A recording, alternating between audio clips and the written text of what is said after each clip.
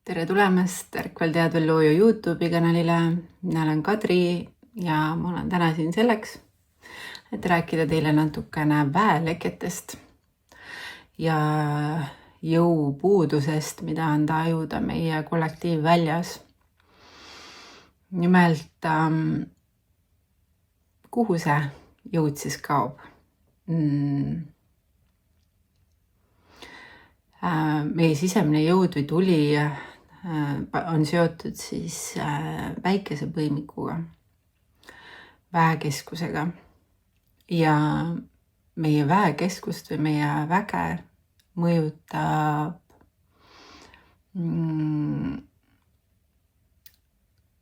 kõige enam see, kui me hülgame iseennast. Ja mida see siis täpsemalt tähendab? Kuidas see enesehülgamine käib? Nii et tihtipeale teeme seda nii, et me ei pane isegi tähele. Ja see on selliste väikeste enesehülgamiste tulem. Ehk et jõukaotus on väikeste enesehülgamiste tulem. Ja enesehülgamised tavapärases igapäevaelus käivad siis näiteks läbi selliste sündmuste, kus te valite öelda jah seal, kus te peaksite ütlema ei, või seal, kus te tegelikult soovite öelda ei. Näiteks te lähete töökohale, kus te tegelikult minna ei taha. Te teete midagi oma lähedaste heaks, mida te tegelikult üldse teha ei taha. Ja just tegelikult pereelus sellised pisikesed mööndused, kus me valime teha asju kodurahu nimel. Ja miks me siis või kus kohast tuleb see dünaamika, et me hakkame ennast ülgama? Miks me ei julge öelda kogu aeg seda, mida me tegelikult peame enda sisemiseks tõeks? See hirm, mis siis takistab meil tõde väljendamast ja ennast valimast, on ankurdunud, või tähendab mitte ankurdunud, aga seostatud või meisse integreerunud, ma tahaks öelda, eesotsas ikkagi jälle sealt lapsepõlvest. Sest et kui me oleme olnud väikesed, väetid, kaitsetud, abitud lapsed, mis on, mida väiksemad me oleme, seda loomulikum see on, et see nii on, et me vajame ellujäämiseks ja turvatundeks endast väljaspool olevaid inimesi, eesotsas meie vanemaid, siis me hakkame üsna kiiresti või lapsena õpime üsna kiiresti nendele allumise selgeks. Ja vahest ei jää lihtsalt midagi muud üle. Sellepärast, et ka vanemad ebateadlikkuses on olnud oma nõudmistega ja pealesurumistega tegelikult vägivaldsed lapse suhtes mingites hetkedes. Mitte alati. Vahel ongi vaja see väike juurikas nii-öelda paika panna. Aga ikkagi ma räägin nendest kohtadest, kus tegelikult on tegemist sellise brutaalse šokeeriva kogemusega lapse jaoks. On need siis et näiteks jätsid lapsena midagi tegemata, said selle eest rihma või sind unustati kuhugi maha või sind pandi ravile pikemaks ajaks või ja sa olid üksinda, eriti Vene ajal. Oli see nii normaalsus, et lapsed pandi üksinda haiglasse väga väikestena. Või oli see mingi koht, kus sa katsetasid midagi väikse lapsena ja siis see katsetus lõppes võib-olla natuke väikse kaosega nagu ikka lapsed suudavad teha, ja siis selle eest sa said karistada. Ja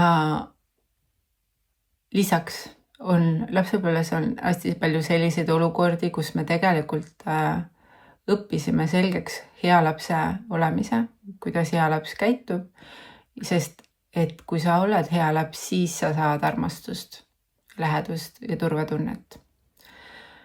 Ühesõnaga, sellised lingid meie alateadvusest, nii kaua kui need on tervendamata, vabastamata, panevad meid ka täiskasvanu eas ennast mitte valima. Ja tegema enda arvelt mööndusi. Ja need mööndused enda arvelt teevad siis seda, et nad järjest kustutavad sinu sisemist tuld, mida on vaja sul tegelikult nii-öelda tahtejõuks ja jõuks, et sa saaksid teha enda elus samme ja teinekord võib-olla ka väga olulisi samme ja edasiviivaid samme. Kõike, mis on tegelikult sellisel põneva, kõige avardavama hingetee jaoks vajalik. Ja need sammud on, võtame näiteks lihtsalt, et sul on võib-olla päriselt ka aeg hakata enda keha eest hoolitsema, võib-olla trenni tegema, võib-olla paremini toituma, võib-olla sul on tegelikult ka aeg töökohta vahetada, sa juba ammu tunned, et sa ei taha seal käia ja sa ei toida enam sind mitte kuidagi. Võib-olla oled sa sellises suhtes, kus sa tegelikult ammu ei taha olla ja see on sinu jaoks väga destruktiivne, võib-olla isegi vägivaldne. Võib-olla sa oled tahtnud minna kuhugi reisile, aga sa lihtsalt ei võta seda ette. Või isegi mingit suurt koristust või lihtsalt koristust. Mis iganes, aiatöid. Ühesõnaga, kõik need kohad, kus sa tunned, et ma tean, mida ma pean tegema, aga mul ei ole jaksu. Ma olen kurnatud ja väsinud. On tingitud sellest, et sa oled iseenda tuld kustutanud sellega, et sa oled erinevates olukordades ennast hüljanud. Ja nii lihtne see ongi. Ja. Nii et kui sa oled mõtisklemas selle üle, et mis värk on, miks ma ei jõua, mul ei ole jõudu. Võib-olla sa ei ole oma jõuvarudega jõudnud sellise kohta, et sa ei jõua isegi nagu liikuda või sa oled nagu päeva lõpuks täiesti sossu, siis võib-olla, et sul on väekeskuse leke olnud, mis on su väekeskuse nii ära kustutanud, et sul on sisemisest tulest puudus nende asjade ära tegemiseks. Ja kui ma vaatasin selle nädala, ma püüan enam-vähem üle korra nädalas või üle nädala teha siis energiatöö seansse enda klientide ja kõikide inimeste, kes minuni jõuavad, toetamiseks erinevatel teemadel. Siis sellel nädalal tundsin kollektiivväljas sellist jõuetust, jõupuudust. Ja ma täna kuulasin või eile kuulasin ühte teist selgeltnägijat ja tema rääkis sama asja. Nii et hea oli tunda, et jõupuudus on tõesti, tähendab, et ma tundsin õigesti, hea oli teada, et ma tundsin õigesti. Ja see jõupuudus isiklikul tasandil on siis seotud kõige sellega, mis ma just jagasin. Aga tegelikult on kollektiivtasandil veel mitmeid mõjutajaid. Aga ma ei näe praegu vajalikuks isegi nendest väga rääkida, nendele asjadele energiat anda, eks te teate isegi, kus tegelikult energia tagant ära läheb, millise info või milliste teemadega seoses te tunnete, et see on kurnav.